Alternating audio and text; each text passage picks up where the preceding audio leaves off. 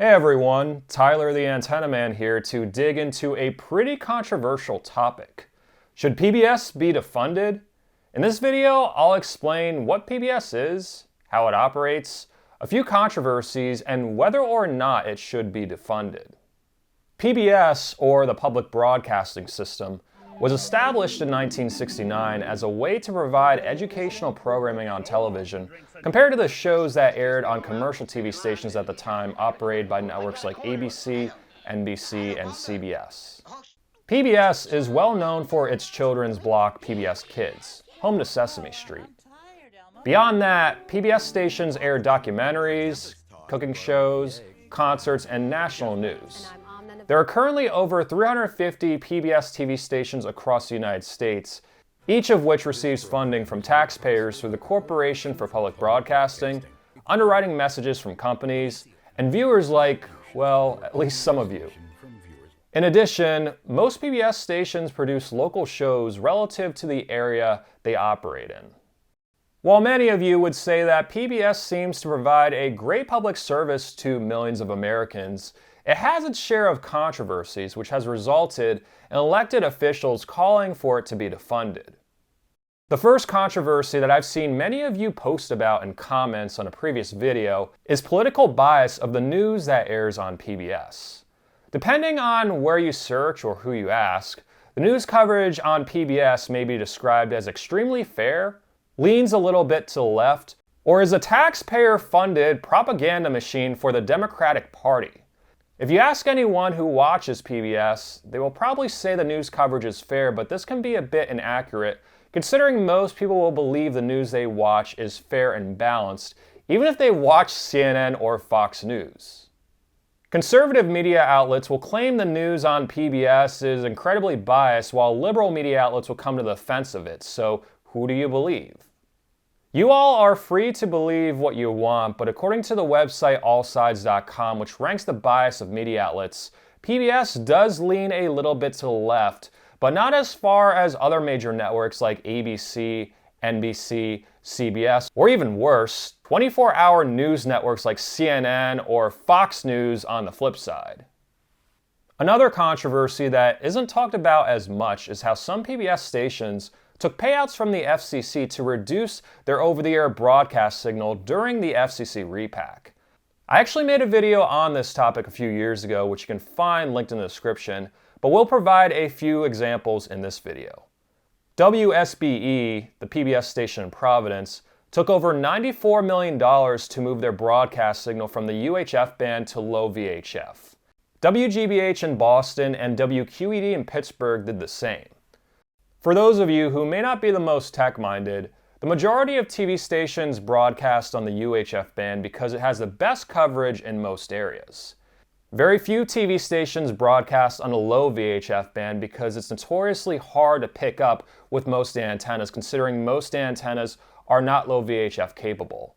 It's also very prone to interference. So when these PBS stations took payouts from the FCC to move to the low VHF band, it likely led to a loss of service for at least 90% of antenna viewers in the area, based on the fact that most antennas are not low VHF capable. While these stations deserve their moment of shame for literally selling out their antenna viewers, the decision to do so was made at the local level and should not reflect PBS as a whole. Nearly every major network took payouts from the FCC to move to the VHF band or channel share with another TV station in the market. From my experience running thousands of reception reports across the United States with my antenna recommendation service, I noticed that one of the largest networks of broadcast repeaters in the country, aka translators to serve areas that don't have a good signal, are operated by PBS stations, so a few bad apples shouldn't spoil the whole bunch. In addition, PBS now offers a live stream of local PBS stations in most markets on the PBS and Amazon Prime apps. Based on my research and understanding of the limited educational media options on television in the United States, I personally do not think that PBS should be defunded. The main reason is that I consider PBS Kids America's largest classroom. It provides excellent educational programming to millions of children to help their brains develop. While there are free options for children all over YouTube, I would argue that some of the content is less educational and more entertainment. In addition, I don't think it's good for young children to be staring at a smartphone or tablet screen all day.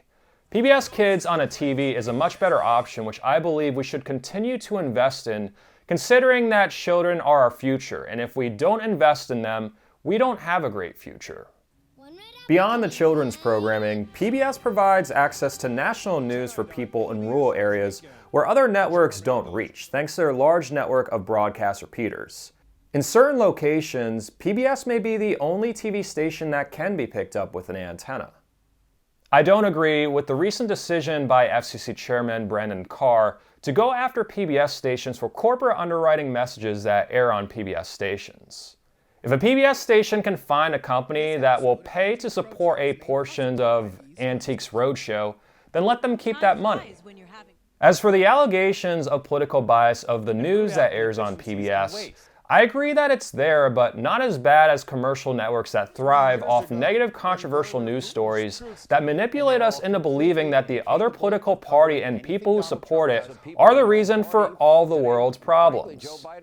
PBS claims it was consistently ranked the most trusted institution for 18 consecutive years, although the survey was done by PBS. So I decided to ask all of you, and the results were comparable.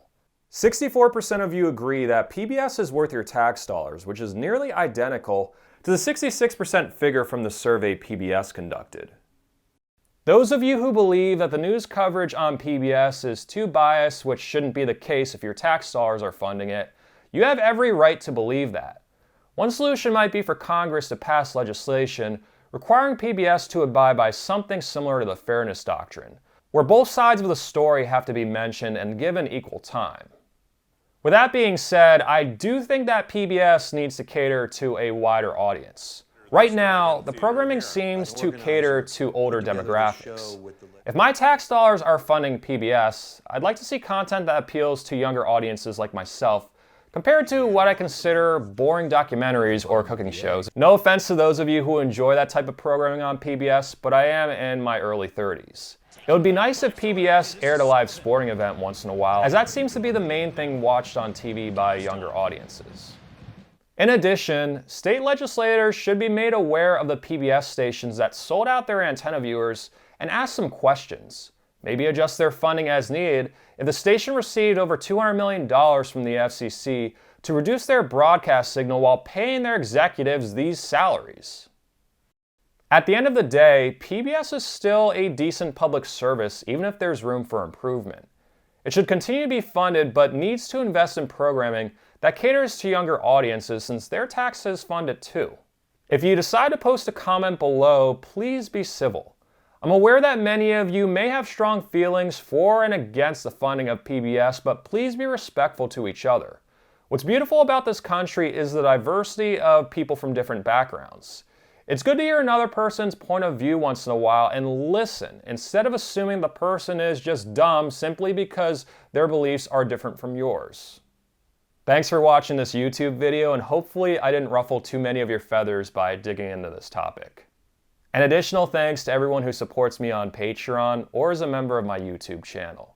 If my videos helped you cut the cord, or if you just think they're cool and would like to help support them, while gaining exclusive perks, visit patreon.com/antennaman, click the join button in this video, and you can also click the thanks button. You can like my Facebook page at facebook.com/antennamanpa or sign up to my email list linked in the description below. Stay tuned to my YouTube channel for more cord cutting and antenna related videos, and have an awesome day.